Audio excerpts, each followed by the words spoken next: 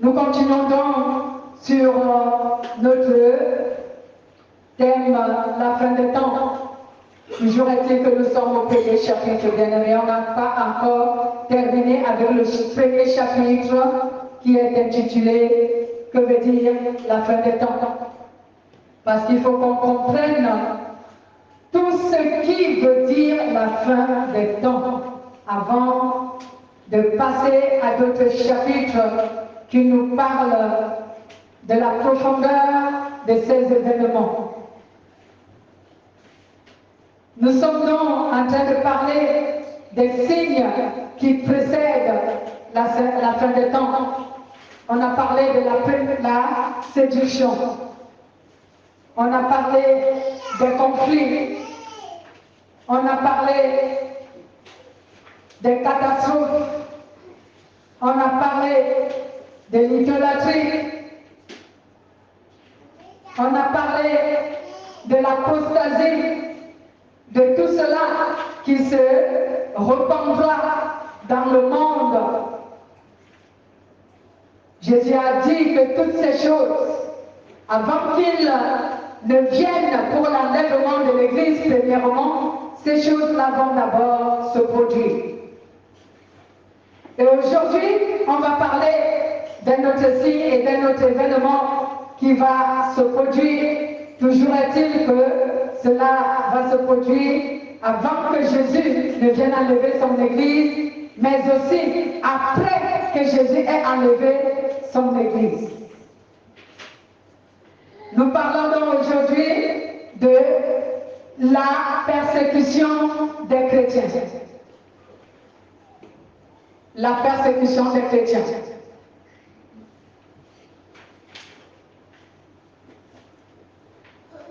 Que veut dire la persécution?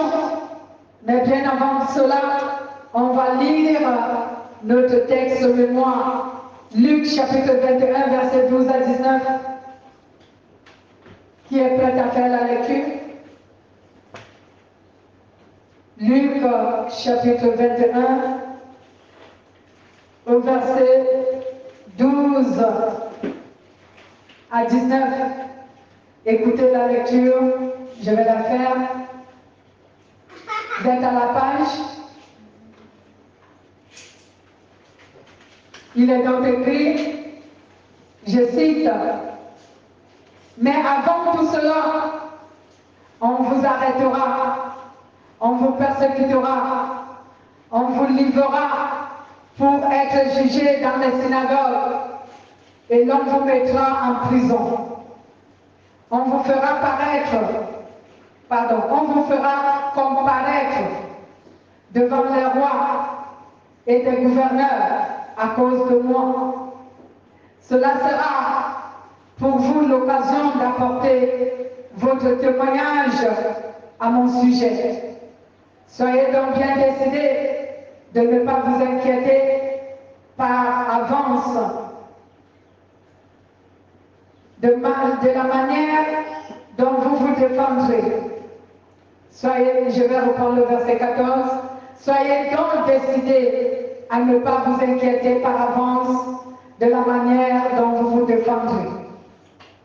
Je vous donnerai moi-même des paroles et une sagesse telle qu'une de vos adversaires ne pourra leur résister ou les contredire.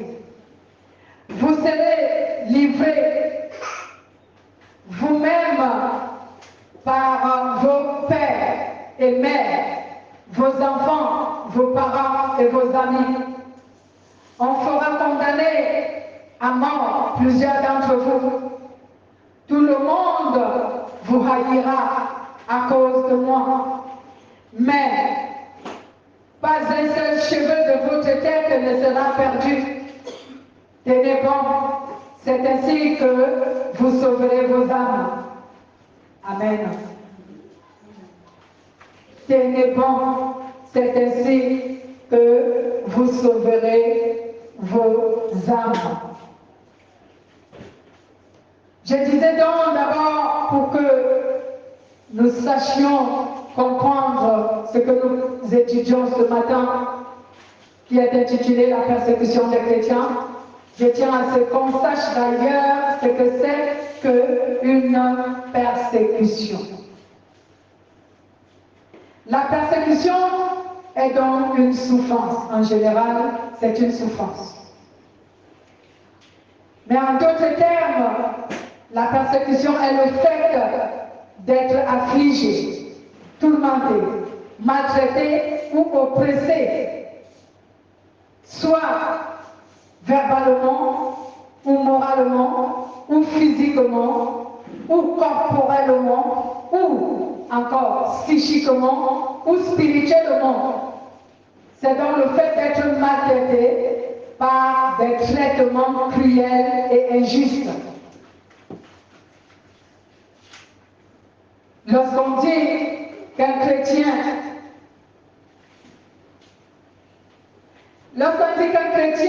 est persécuté, on veut par là dire qu'il souffre de manière injuste et cruelle. Dans tout ce qu'on l'inflige, on inflige cela de manière injuste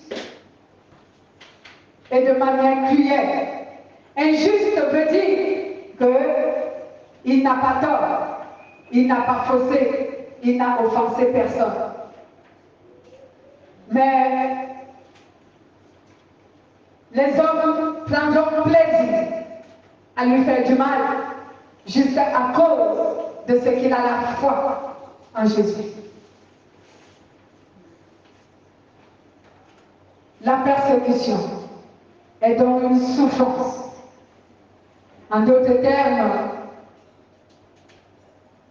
la persécution est le fait d'être affligé, tourmenté, maltraité ou encore oppressé par des traitements cruels et injustes.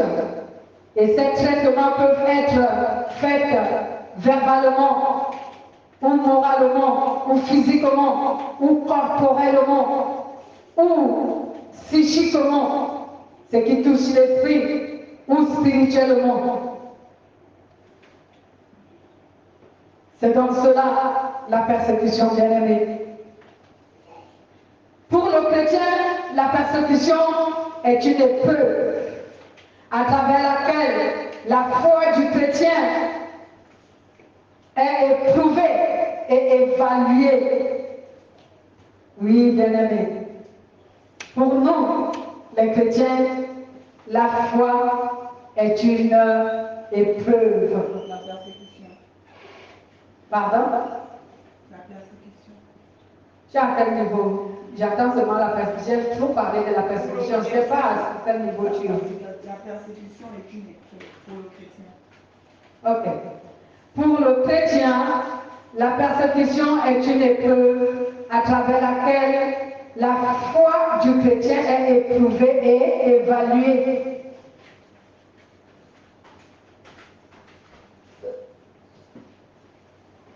Donc, en tant que chrétien, lorsqu'on est persécuté, c'est une épreuve dont nous traversons. C'est une épreuve dont nous sommes soumis. Et cette épreuve évalue la qualité de notre foi. Parce que chacun de nous dit, j'ai foi. J'ai la foi en Jésus. La Bible dit dans le livre de Jacques que tu crois en Dieu, tu fais bien. Ce n'est pas mauvais de croire en Dieu. Mais montre-moi ta foi sans les œuvres. Et moi, je te montrerai ma foi avec les œuvres. Pourquoi? Parce que la foi sans les œuvres, elle est inutile. Donc, si tu dis que tu crois en Dieu et que ta foi ne produit pas des œuvres, donc ta foi, elle est inutile. Vous comprenez? C'est pourquoi on parle de la persécution, qui est une épreuve, qui évalue la foi du chrétien, pour savoir si la foi du chrétien est véritable ou que ce n'est qu'une foi éphémère. Parce que vous savez, la plupart des chrétiens ne supportent pas la persécution. les humains en général ne supportent pas la persécution. Et ils ne réussissent même pas souvent cette épreuve. Parce que lorsqu'on dit que c'est une épreuve est un examen. Donc on réussit ou qu'on échoue. Donc il y a des chrétiens qui échouent leur examen de la foi, des épreuves. Ils échouent. Comment est-ce qu'un chrétien peut échouer une épreuve de sa foi? C'est lorsqu'il est confronté à une difficulté. Au lieu d'obéir à Dieu, il part pratiquer le péché, alors tu as échoué. C'est comme cela qu'on échoue l'épreuve de la foi, l'épreuve qui évalue notre foi. Amen. Amen. Donc si tu es éprouvé par une quelconque difficulté en tant que chrétien, si tu n'obéis pas à Dieu et que tu fais le contraire, tu désobéis et tu pêches, c'est que tu as échoué l'épreuve. Tu as échoué. Parce que celui qui réussit, c'est celui qui demeure dans l'obéissance et la pratique de la vérité. Cela veut dire la pratique de la volonté de Dieu, c'est lui qui réussit l'épreuve. Et pour évaluer dans notre foi, c'est pour cela que Dieu nous fait passer par des épreuves, par des persécutions. Dieu nous fait passer par des persécutions. Amen. Amen.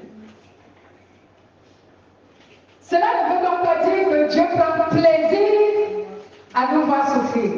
Mais ce sont les épreuves qui évaluent notre foi.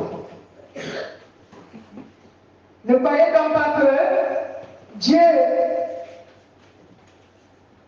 croit tout simplement que notre confession, que j'ai la foi, non. Si tu dis que tu as la foi, Dieu va éprouver ta foi. Eh bien oui, il va l'éprouver. Est-ce que Dieu éprouve notre foi parce qu'il veut voir si notre foi est véritable? Non, lui, il sait si notre foi est véritable ou fausse. Lui, il sait. Mais il veut que toi-même tu te rends compte que ta propre foi que tu confesses n'est pas vraie. Amen. Gloire à Jésus. Ce n'est pas pour lui, puisque Dieu est omniscient, il sait tout. Dieu sait tout. Quand bien il commence à t'éprouver, il sait que toi, ta foi est véritable. Et l'autre, sa foi n'est pas véritable. Lui, il sait. Mais pourquoi, néanmoins, il continue, il va jusqu'au bout pour t'éprouver? C'est parce qu'il veut que toi-même tu le réalises. Peut-être que tu t'es séduit. Il veut que toi-même tu réalises si ta foi est véritable ou qu'elle est fausse, ou qu'elle est éphémère. Parce que si tu réalises que ta foi est éphémère, alors tu vas revenir en arrière pour essayer de voir qu'est-ce qui te rend faible. Pourquoi ta foi n'est pas véritable? Et si tu te rends compte, toi-même tu réalises que ta foi est solide, qu'elle est véritable, alors tu seras plus encouragé à continuer à croire, à se sanctifier pour que ta foi soit toujours solide. Donc c'est pour notre propre bien que Dieu nous fait passer par ces persécutions et ces épreuves pour évaluer notre foi afin que nous-mêmes nous rendions compte à quel niveau nous en sommes avec notre foi. Et comme ça, si tu es intelligent, tu te mettras en question pour revoir les bases de ton christianisme. Parce que nous savons que c'est la parole de Dieu, la véritable. C'est elle qui suscite la véritable foi également. Et que la foi éphémère, elle aussi, elle est suscitée par une parole, mais une parole mensongère.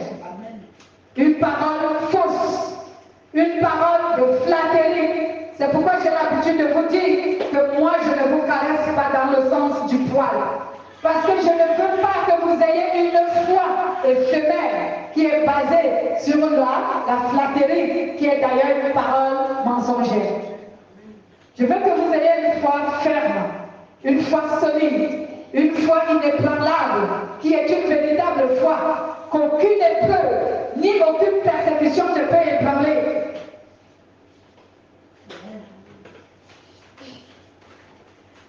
Donc, bien aimés, lisons d'abord, je vous ai parlé de Jacques. Jacques, on va sur Jacques, chapitre 2, hein? Jacques 2, excusez-moi, je cherchais le verset. Commencez au verset 14. Et arrêtez-vous. Arrêtez-vous au verset 20.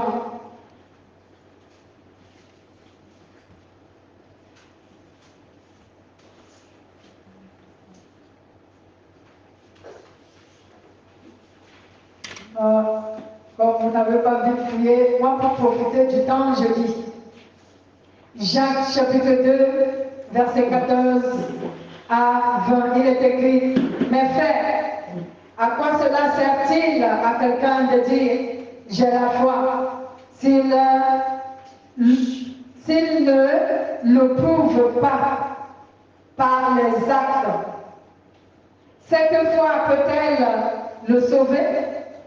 Supposez qu'un frère ou une sœur n'ait pas de quoi se vêtir, ni de quoi manger chaque jour, à quoi cela sert-il que vous leur disiez au revoir, portez-vous bien, habillez-vous chaudement et mangez à votre faim, si vous ne leur donnez pas ce qui est nécessaire pour vivre?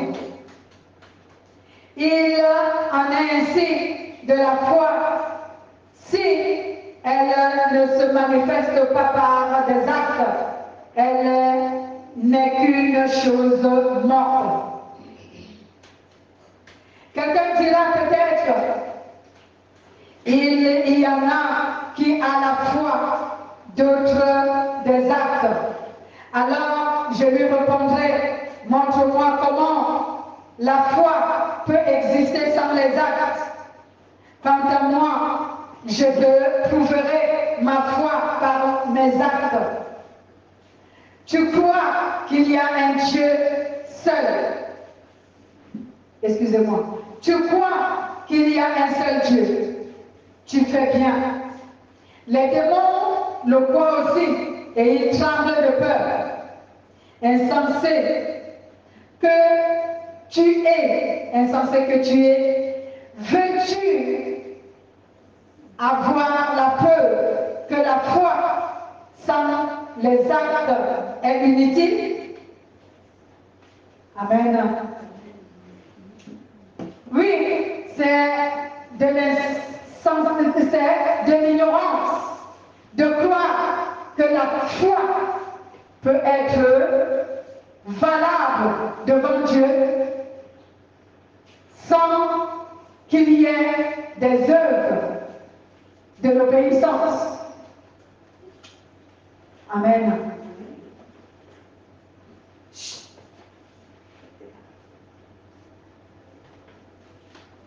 Donc la foi doit donc être accompagnée par les œuvres de l'obéissance, parce que c'est ce qui certifie que tu as vraiment la foi. Amen. Lisons également 1 Pierre chapitre 1, versets 6 à 7. Également Jacques chapitre 1, verset 12. Dans 1 Pierre chapitre 1, verset 6 à 7. Jacques chapitre 1, verset 12. Je vais commencer par Jacques chapitre 1.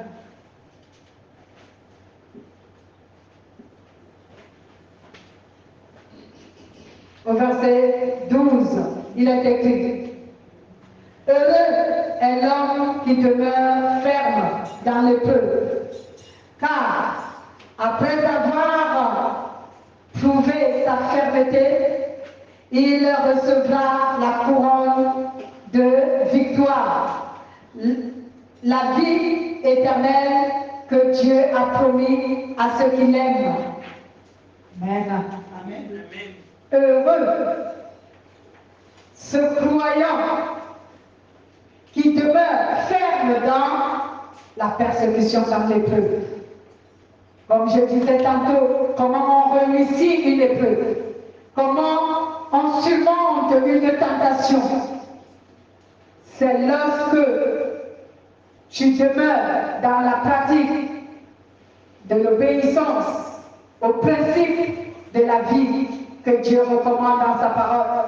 C'est lorsque tu demeures obéissant à la parole de Dieu, malgré que tu souffres à cause de la persécution. Et c'est de toi, cette personne qui obéit malgré que tu es persécuté, tu fais la volonté de Dieu néanmoins. C'est de toi que Jacques parlait ici, dans son chapitre 1, au verset 12, lorsqu'il dit « Heureux l'homme qui demeure ferme dans l'épreuve ». Demeurer ferme dans l'épreuve qui veut dire demeurer dans l'obéissance. Nous avons parlé récemment de la fidélité. C'est cela être fidèle à Dieu. Tu ne renonces pas à la foi parce que tu souffres ou parce que tu es persécuté, mais que tu demeures ferme dans la foi malgré la souffrance. Lisons également 1 Pierre, chapitre 1, au verset 6 à 7. 1 Pierre, chapitre 1, au verset 6 à 7, que nous dit la parole de Dieu.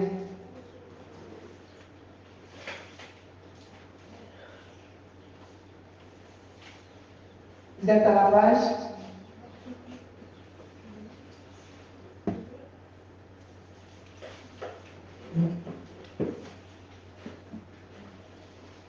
Je vais lire le verset 6 au verset 7 que nous dit la parole de Dieu.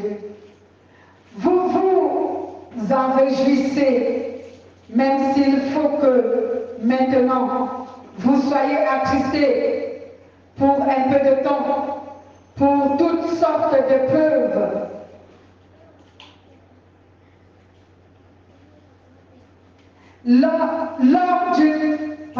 L'or lui-même, qui est périssable, est pourtant éprouvé par le feu. De même, votre foi, beaucoup plus précieux que l'or, est mise à l'épreuve afin de prouver sa valeur. C'est ainsi que vous pourriez recevoir la louange, la gloire et l'honneur quand Jésus-Christ apparaîtra. Amen. Vous vous réjouissez, même s'il faut que maintenant vous soyez attristés par diverses épreuves. Bien-aimés, la parole nous dit ici que nous devons garder quoi? La joie.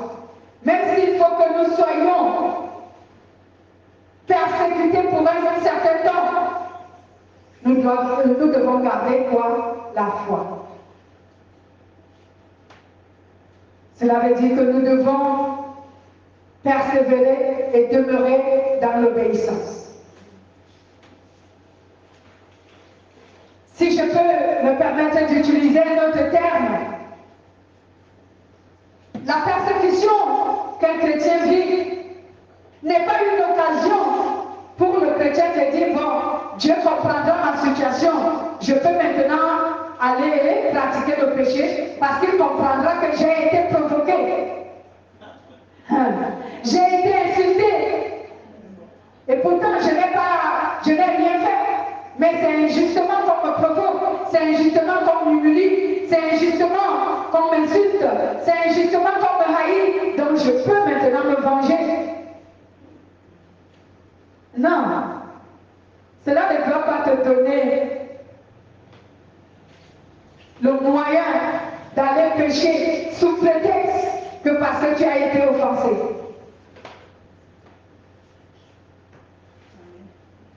Ah oui, dites bien amen. Parce que souvent, c'est la réflexion humaine. C'est comme ça que les humains réfléchissent. Puisque je n'ai rien fait et qu'on m'offense, alors je peux me permettre de me venger ou de rendre le mal. Mais notre parole que Dieu nous a dit, il nous a dit quoi? Ne rendez pas le mal par le mal, n'est-ce pas? Donc on ne peut pas profiter de cette occasion de ce que nous souffrons ou que quelqu'un nous offense pour rendre ce mal. Oui, que dites-vous? Et le roi Saoul, oui, c'est exactement cela.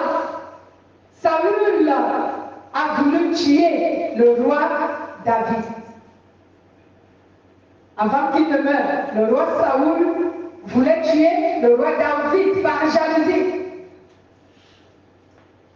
Mais Dieu ne lui a pas permis. Et Dieu a éprouvé David. Il a donné 2 fois l'occasion au roi David de tuer Saoul. Mais le roi David ne l'a pas fait. Où la Bible nous dit que la deuxième fois, il est allé auprès du roi Saoul qui dormait à point fermé avec son armée. Il a coupé sa robe. Il a coupé le pan de sa robe. Et il est monté sur la colline et il l'a réveillé. Il lui a dit, David, tu dis que tu es Saoul, tu dis que tu es protégé. Dieu t'a livré entre mes mains, aujourd'hui encore. Si j'aurais voulu, aujourd'hui là tu serais mort. Voici le demi-tissu de ta robe. Vérifie ta robe, je l'ai coupé pour te montrer que j'étais à côté de toi. Je t'aurais coupé la gorge si j'avais voulu. Amen. Donc c'est exactement cela que Dieu voudrait qu'on fasse. Mais faites compte, Dieu lui-même a pris soin de punir Saoul. Donc quand tu es persécuté, ne te dis pas que c'est en vain. On va le savoir en amont. Laisse Dieu faire. Lui-même, il va savoir quoi faire de ceux qui te persécutent. La persécution des chrétiens dont nous parlons ici se manifestera en 2 saisons. La persécution des chrétiens dans le monde se manifestera en 2 saisons. La première saison a commencé depuis l'époque des apôtres et elle accédera jusqu'au jour de l'enlèvement de l'Église. Donc, la première saison de la persécution des chrétiens dans le monde a commencé depuis l'Église primitive, donc depuis les apôtres, depuis les premiers chrétiens qui étaient des disciples de Jésus. La persécution a commencé depuis ce moment-là. La parole de Dieu témoigne combien ils ont été maltraités, injuriés, humiliés, rejetés, calomniés, et même emprisonnés et mis à mort à cause de leur foi pour Dieu. Dans la première saison de la persécution des chrétiens a commencé depuis l'époque des apôtres. Et cela va continuer jusqu'à l'enlèvement de l'Église, jusqu'à ce que Jésus apparaisse dans les airs pour enlever ceux qui auront persévéré dans la vérité, dans l'obéissance, dans la sainteté, jusqu'à ce jour-là. Jésus viendra les enlever de ce monde. Donc, la première saison de la persécution des chrétiens va s'arrêter ce jour-là. Parce que ceux-là seront enlevés de la terre. S'ils ne sont plus sur la terre, vous allez persécuter qui? Amen. Dans la première saison de la persécution, elle va aller jusqu'au jour de l'enlèvement de l'Église. La deuxième saison va s'acheminer. La deuxième saison de la persécution des chrétiens dans le monde va s'acheminer. Elle va s'acheminer, bien aimé, sur les chrétiens qui auront raté l'enlèvement. Elle va se poursuivre sur les chrétiens qui auront raté l'enlèvement. Parce que le monde sera en colère. Aïe, aïe, aïe. Le monde sera en colère.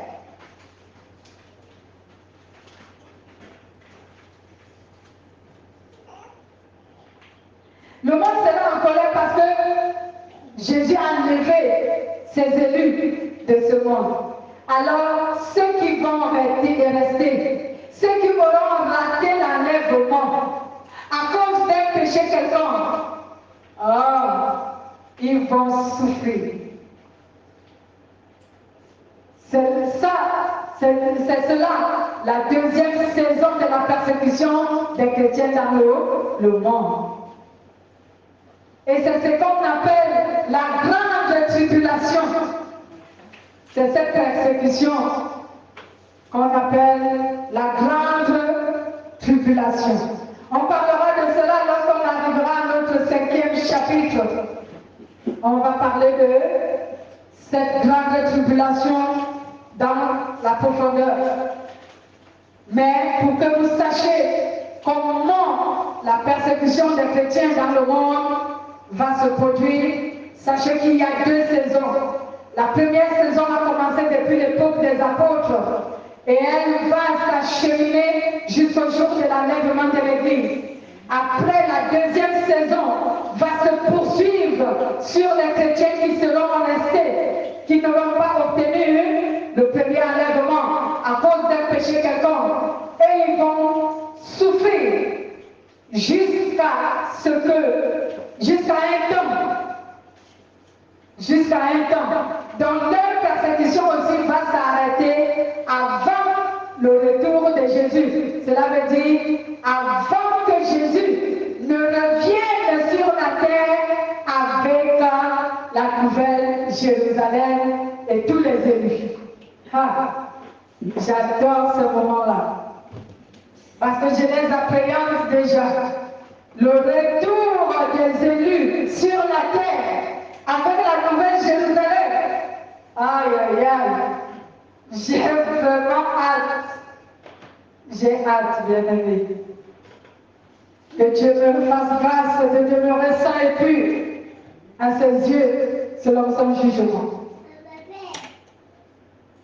Donc, bien-aimé, on parlera de cette grande tribulation, de la deuxième saison de la persécution des chrétiens qui seront restés lors de l'enlèvement. On parlera de ça quand on sera sur notre 5e chapitre. Ce que nous devons donc savoir, c'est que la Bible déclare que tous ceux qui sont agréables à Dieu dans le monde, depuis lors de l'investissement de l'Église de Jésus, jusqu'à ce jour, jusqu'à ce que l'Église soit enlevée, tous ceux qui sont agréables à Dieu, la Bible déclare qu'ils seront persécutés.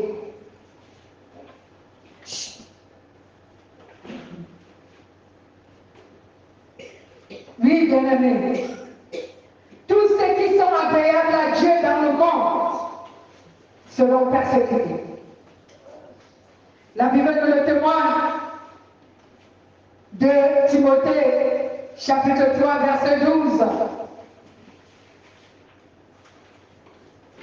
2 Timothée, chapitre 3, verset 12, nous le témoigne. que tous ceux qui sont agréables à Dieu sur cette terre sont persécutés.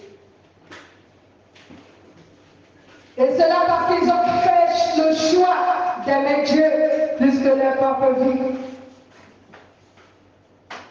Ils ont fait le choix d'aimer Dieu plus que leur propre vie. Et pour cela, ils sont haïs.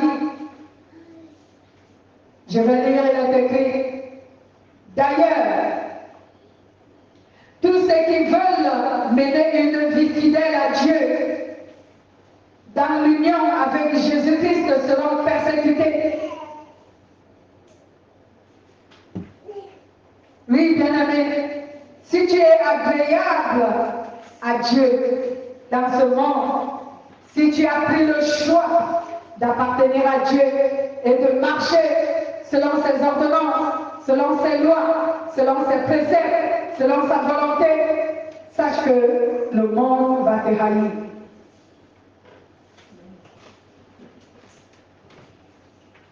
Ils seront persécutés.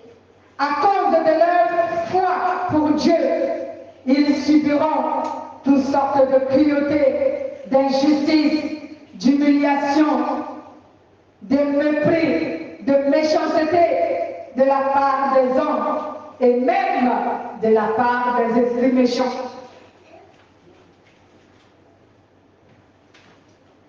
Puisque l'esprit de l'Antichrist est dans le monde, il œuvre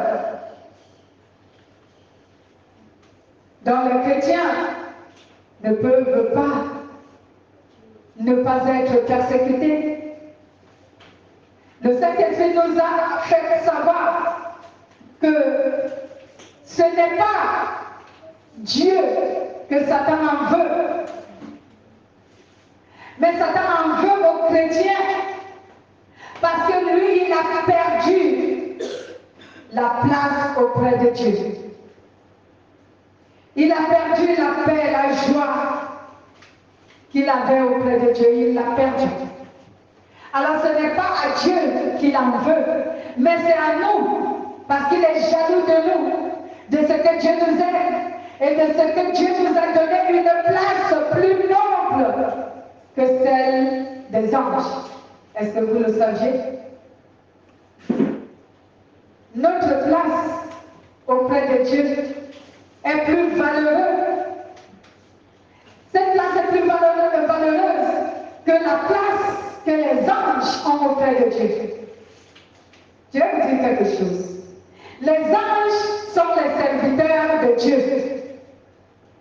Mais les humains qui vont hériter le royaume de Dieu ne seront pas les serviteurs de Dieu, mais ils seront les enfants de Dieu. Entre le serviteur et l'enfant, qui est le plus valeureux chez le Père? C'est l'enfant. On a plus de valeur auprès de Dieu que les anges. Et Satan en est jaloux. Il est jaloux de ça. Non seulement il a perdu sa place d'un ange auprès de Dieu, il a perdu cette place, qui est aussi une place agréable. Mais en plus, il connaît notre place auprès de Dieu. Il sait que nous, on n'est pas des serviteurs, on est des enfants de Dieu. C'est pour cela que Jésus a dit aux Juifs un jour, dans le livre de Jean, chapitre 8, il leur a dit, si le Fils vous a franchi, vous serez réellement libre. Parce que le Fils a le pouvoir que le Père lui a donné. Amen. L'enfant a le pouvoir dans la maison de son Père, plus que le serviteur ou la servante. Et nous, dans la maison de Dieu, nous sommes des enfants, nous ne sommes pas des serviteurs. Alors que les anges sont des serviteurs. Amen. Merci Jésus. Merci pour cette place privilégiée que tu nous donnes. C'est pour cela alors que Satan persécute l'Église. Si vous ne le comprenez pas, si vous ne le sachiez pas, avant saviez pas avant, c'est pour cela que Satan nous en veut. C'est pour cela qu'il est jaloux. C'est pour cela qu'il nous persécute.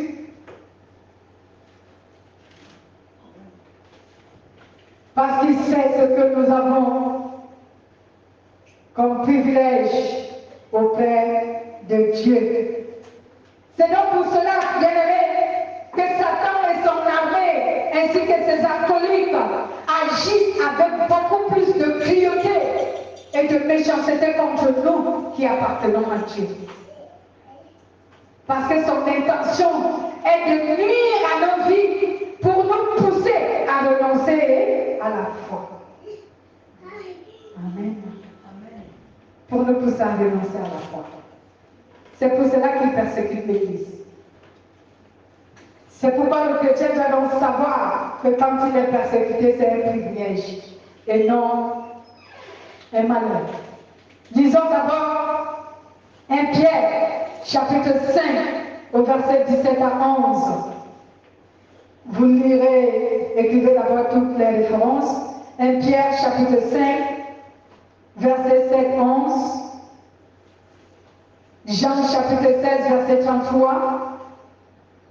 1 Jean, chapitre 4, verset 4.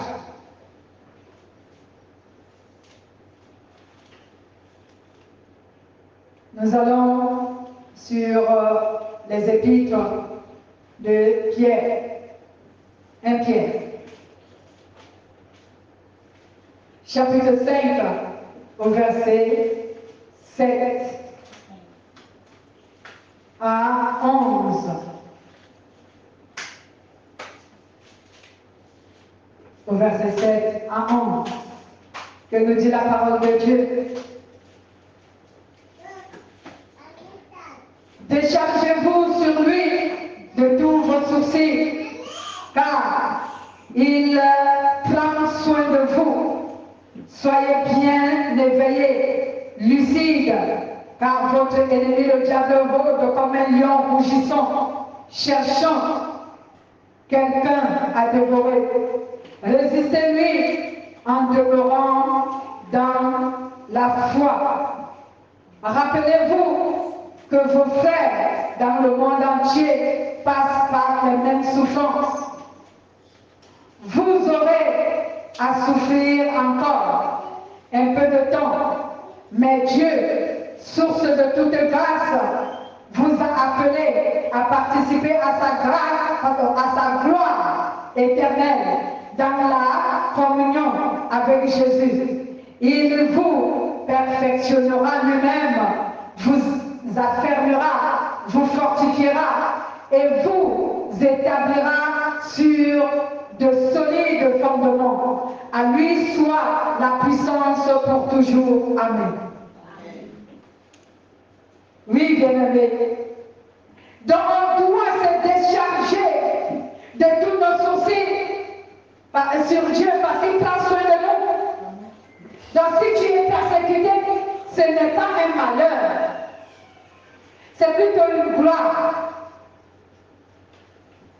Quelqu'un te dira faussement parce qu'il ne connaît pas Dieu. Et tu diras, Dieu t'a abandonné si tu souffres, Dieu t'a délaissé si tu es persécuté. Pourquoi ne te défendrait-il pas, comme on avait dit à Jésus sur la croix? Les soldats et les gens se moquaient de lui. Ils lui disaient, tu as sauvé les autres, pourquoi ne peux-tu pas te sauver toi-même? Amen. Amen. Sauve-toi toi-même si tu es vraiment un fils de Dieu. Ils voulaient, ces gens-là ne comprenaient pas le plan de Dieu. Ils ne connaissaient pas la puissance de Dieu. Ils voulaient interrompre le plan de Dieu, que Jésus descende de la croix, que Dieu le fasse descendre de la croix s'il dit qu'il est enfant de Dieu. Donc ils ne voulaient pas que Jésus aille dans le séjour des morts pour détruire la puissance de la mort, c'est-à-dire la puissance du péché sur les hommes, et donner l'évangile à ceux qui sont morts à l'époque de Noé. Ils ne voulaient pas que Jésus le fasse, parce qu'ils ignoraient le plan de Dieu. Donc c'est pour cela que quand tu souffriras, Parce que tu es persécuté, quelqu'un te dira, ben Dieu t'a abandonné, mais ton Dieu n'est pas puissant. Mais ton Dieu, pourquoi n'agit-il pas? Pourquoi es-tu toujours dans cet état, dans cette situation? Pourquoi ta vie ne change pas? Pourquoi le monde a-t-il l'autorité sur toi? Parce qu'il pense avoir l'autorité sur nous, alors qu'il se trompe. Alléluia. Ils pensent. C'est ce qu'ils croient, hein? Nos persécuteurs. Ils croient qu'ils ont le pouvoir sur nous. Ils croient qu'ils ont l'autorité sur nous. Alors qu'ils n'ont pas d'autorité sur nous. Je vais vous dire, cette histoire s'est passée. Ponce Pilate a dit à Jésus que tu n'arrives pas à te défendre là. Tu ne sais pas que j'ai le pouvoir de te retenir comme de te libérer. Jésus lui a dit, tais-toi, Ponce Pilate, tu n'as aucune autorité sur moi. Tu n'as aucun pouvoir sur moi que mon Père ne t'a donné. Si tu peux décider aujourd'hui, c'est parce que mon Père l'a décidé. Tu n'as aucun pouvoir sur moi. Amen. On a donc Dieu qui prend soin de nous. C'est pourquoi il nous dit, ne vous inquiétez de rien. Veillez, soyez lucides. Veillez. Sachant que le diable rôde comme un lion rougissant, cherchant une proie à dévorer. Donc il cherche qui est-ce qu'il va pousser à l'apostasie. Qui est-ce qu'il va pousser au reniement de la foi? Alors, persévère dans la vérité. Sois lucide. Veille. C'est pourquoi nous avons appris qu'il faut être fidèle. Et pour être fidèle, il faut avoir tous les fruits. Les fruits de l'esprit, les fruits de la lumière, les fruits de la repentance. Et on a longuement étudié cela. Ces fruits qui permettent à ce que ton cœur soit pur, lavé de tout péché. Et on a connu qu'un cœur qui est lavé de tout péché, c'est un cœur qui ne conserve aucun péché en lui. Amen. Un cœur qui n'entretient pas le péché. Amen. C'est ce que Dieu te dit. C'est pourquoi il te dit ici, sois lucide. La lucidité consiste à ce que ton cœur ne puisse entretenir aucun péché. Mais que tu pratiques jour et nuit la volonté de Dieu. Amen. Et Dieu te dit, tu n'es pas seul dans cette souffrance. Il dit que tous ces enfants qui sont dans le monde sont dans la même souffrance. Tous sont persécutés. Donc ne te dis pas pourquoi moi. Si quelqu'un te dit, oh ben ton Dieu t'a abandonné, pourquoi tu es persécuté? Dis-lui que pour moi la persécution est une gloire et non un malheur. Et je ne suis pas la seule qui soit persécutée. Je sais qu'il a été dit que quiconque est accueillant à Dieu dans ce monde sera persécuté. Parce que le monde nous déteste. Satan est jaloux de nous, de ce que nous sommes des enfants et que lui, il est serviteur. Il veut notre place d'enfant, mais il ne pourra jamais l'avoir. Il est serviteur et il restera serviteur. Cela ne changera jamais. Mais nous ne sommes pas des serviteurs, nous sommes des enfants du Père. Et oui, et ce royaume nous appartient. Cet héritage est le nôtre. Il ne sera jamais à Satan. Même s'il serait resté fidèle, l'héritage de Dieu n'appartiendra jamais aux anges, mais à nous, les enfants. Cet héritage nous sera partagé. Que quelqu'un dise Amen. Amen. Chacun de nous aura sa part. C'est notre héritage. Les anges n'auront rien à partager de cet héritage. Il est le nôtre et ils seront nos serviteurs. Comme ils sont les serviteurs du Père, ils sont les serviteurs des enfants. Amen. Lisons également Jean. Jean chapitre 16. verset 33. Si quelqu'un est à la page avant moi, vous lisez.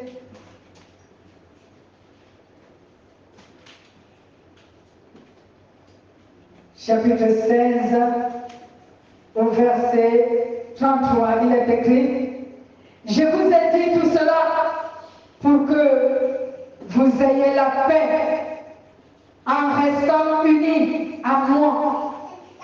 Vous aurez à souffrir dans le monde, mais soyez confiants et courageux. J'ai vaincu le monde. Amen. Amen. Il dit oui, vous vivrez des tribulations dans ce monde, mais ne perdez pas courage. Moi, j'ai vaincu le monde, donc le monde ne peut rien contre vous, puisque je l'ai déjà vaincu.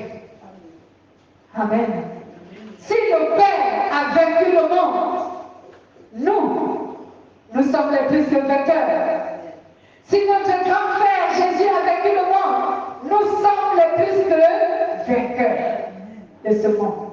Alors pourquoi devons-nous trembler parce qu'une petite situation est surgie dans notre vie pour nous persécuter? On ne peut pas avoir peur parce que nous sommes les filles et les fils du Père. Alléluia.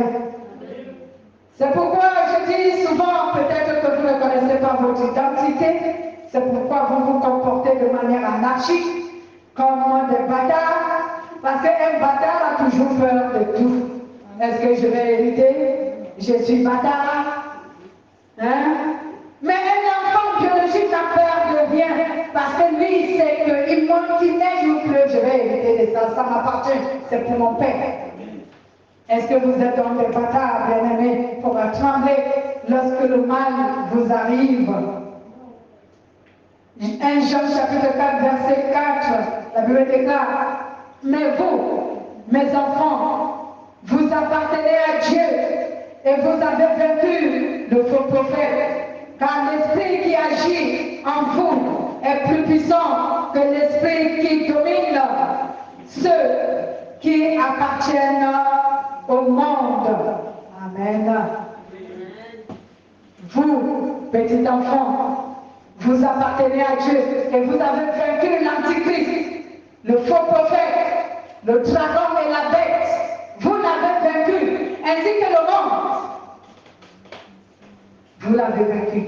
Parce que si le Père est le vainqueur, le Fils est aussi le vainqueur. Alléluia. Et tous ceux qui sont des enfants sont aussi des vainqueurs. Donc, bien aimé, lorsque le chrétien est persécuté, qu'il ne considère pas que c'est une souffrance, mais qu'il considère que c'est une opportunité que Dieu lui donne pour qu'il lui rende le témoignage auprès des non-croyants, afin que ceux-ci le glorifient à leur tour. Amen. Donc, en tant que chrétien, c'est un conseil, c'est une recommandation. Lorsque tu es persécuté, ne considère pas que c'est un malheur, mais considère que c'est une opportunité que Dieu te donne pour que tu le glorifies, pour que tu le rendes un véritable témoignage auprès de ceux qui te voient persécuter, auprès de ceux qui t'entourent, auprès du monde. Il y a donc des enfants, il y a donc les chrétiens qui ratent souvent cette opportunité.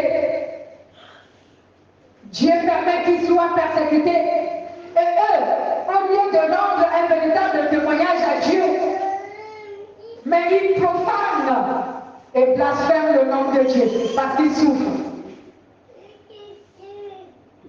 Ils profanent le nom de Dieu et le blasphèment parce qu'ils souffrent.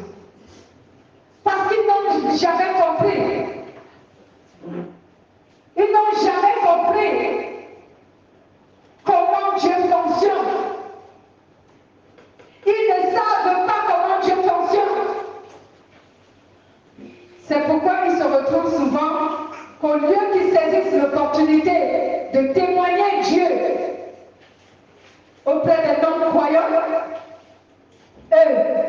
se livrent plutôt au blasphème et à dénigrer le nom de Dieu. Vous croyez que si aujourd'hui la plupart insultent les chrétiens, c'est en vain? Ce n'est pas en vain, c'est à cause des chrétiens tels que ceux-là. Au lieu de glorifier Dieu et de lui rendre un témoignage, en se conduisant dans l'obéissance, et ils retournent pratiquer le péché parce qu'ils sont persécutés. Parce que quand tu es persécuté et tu vas pratiquer le péché, ceux du monde qui te voient, ils ne vont pas croire en la puissance de Dieu. Ils ne vont pas croire que Dieu est puissant. Ils ne vont pas croire que Dieu délivre. Ils ne vont pas croire que Dieu résout les problèmes et les situations. Ils ne vont pas croire. Parce que tu ne leur as pas donné l'occasion de croire en cela. Dès que tu as souffert un petit peu, tu es retourné pratiquer le péché. Comment vont-ils croire que Dieu soutient ses enfants?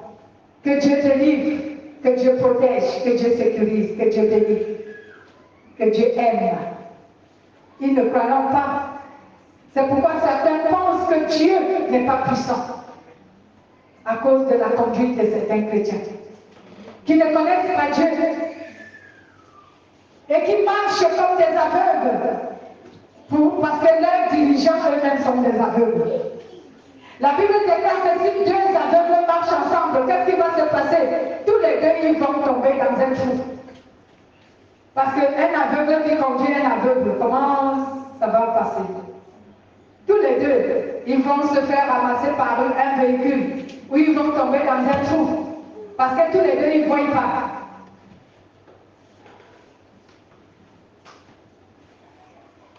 Nous sommes donc appelés à être persécutés, non pas parce que Dieu nous déteste, mais c'est pour rendre toute la gloire à Dieu. Amen.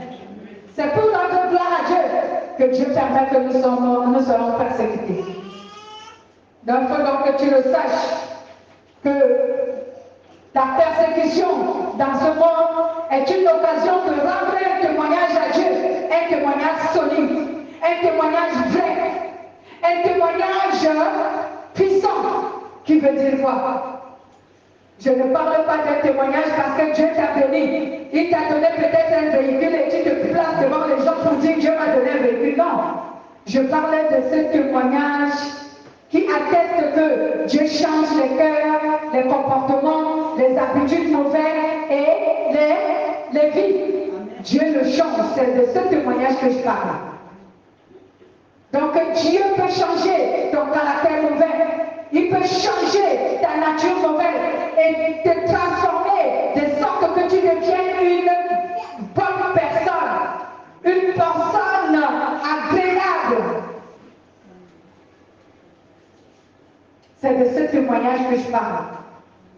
Parce que si quelqu'un t'a connu autrefois, que tu étais méchant, que tu étais rebelle, que tu étais désobéissant, que tu étais intrigant, en fait que tu avais un mauvais caractère et qu'il voie aujourd'hui que tu n'es plus cette personne, que ton mauvais caractère a changé, tes mauvaises habitudes ont changé. Alors, si cette personne te pose la question de savoir d'où vient cette espérance, ce changement, et que tu lui dises que c'est Jésus qui m'a changé, alors tu as fait ce qu'il faut. Tu as rendu un bon témoignage à Dieu. Amen. Par ta sanctification, par ta conduite agréable, tu as rendu un témoignage à Dieu. Et c'est au moyen de la persécution que nous devons le faire. Lorsque nous sommes persécutés, parce que tout le monde attend que quand nous sommes persécutés, que nous réveillons Dieu. C'est ce que tout le monde entier attend. Alors fais le contraire. Fais le contraire de ce qu'on attend.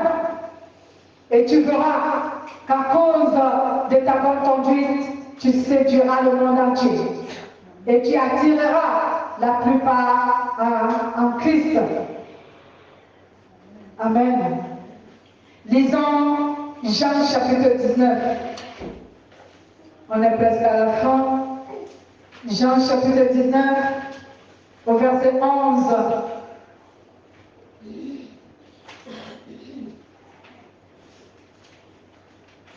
Jean chapitre 19, au verset 11, que nous dit la parole de Dieu, je cite. Jésus lui dit, tu n'as aucun pouvoir sur moi, à part celui que Dieu t'a accordé. C'est pourquoi l'homme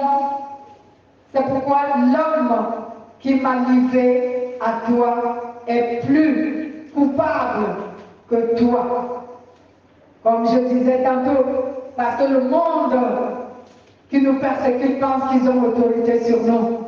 Et Jésus leur dit que vous n'avez aucune autorité sur nous. Nous faisons ces choses parce que nous voulons rendre toute la gloire à Dieu. Et non parce que vous nous dominez. Non, nous acceptons de souffrir parce que nous voulons rendre toute la gloire à Dieu. Amen. Mais ce ne sont pas ceux qui nous soumettent à la persécution et qui nous persécutent qui ont autorité sur nous. Mais c'est Dieu notre Père qui nous permet, qui a autorité. Et il nous délivrera lorsque le temps viendra.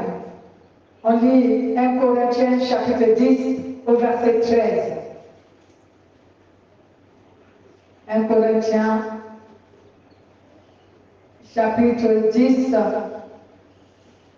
au verset 13 que dit la parole de Dieu. Chapitre 10, verset 13. Il est écrit, les tentations que vous avez connues ont toutes été de celles qui se présentent normalement aux humains.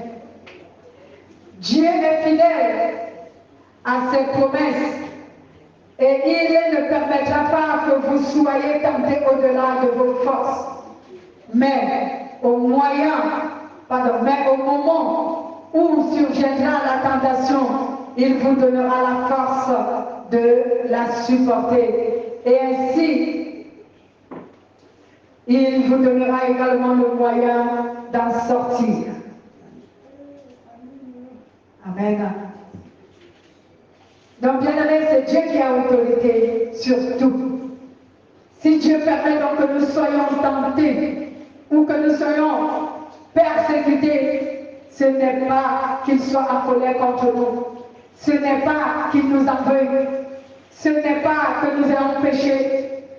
Ce n'est pas qu'il ne nous aime pas. Mais c'est juste qu'il veut utiliser cette occasion pour se faire connaître également à ceux du monde et leur faire comprendre qu'il est le seul qui a autorité, pouvoir et supériorité en toutes choses. Et que rien ne peut se produire dans ce monde si lui, Dieu, ne le permet pas. Amen.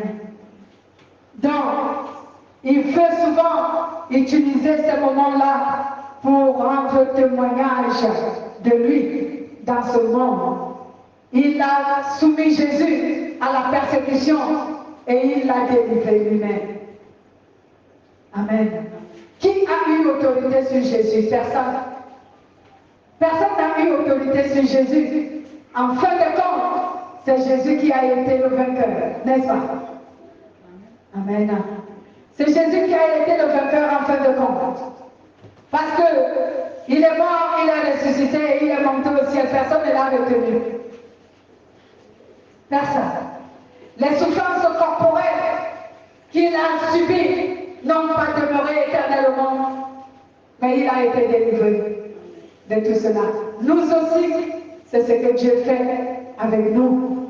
C'est pourquoi la Bible nous exhorte, la parole nous exhorte à persévérer dans la foi malgré les persécutions, afin que nos âmes soient sauvées et que nous gagnons la vie éternelle auprès de Jésus. La dernière référence, Romains 2, 7, 11.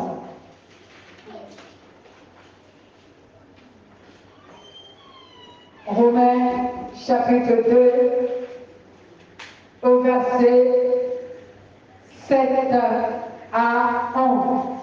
Il est écrit, il donnera la vie éternelle à ceux qui s'appliquent à bien faire et rechercher ainsi la gloire, l'honneur et l'immortalité. Mais il montrera sa colère et son indignation à ceux qui se révoltent contre lui et qui s'opposent à la vérité et se mettent au mal et se soumettent au mal. La détresse et la louange frapperont tous ceux qui font le mal, les juifs d'abord, mais aussi les non-juifs. Donc j'ai lu jusqu'au verset 9, bien-aimés. Nous voyons donc ici que la colère de Dieu s'abattra sur tous ceux qui ne voudront pas glorifier Dieu en lui rendant un véritable témoignage lors de la persécution, mais qui auront renié la foi pour sauvegarder leur chair. Mais ceux qui auront supporté les persécutions, les tribulations, par amour pour Dieu, ceux-là seront glorifiés ce jour de la fin des temps. Amen. Voici donc ce que le Saint-Esprit a voulu nous enseigner sur ce énième signe qui précède la fin des temps, la persécution des chrétiens. Lèvons-nous et remercions Jésus notre Seigneur.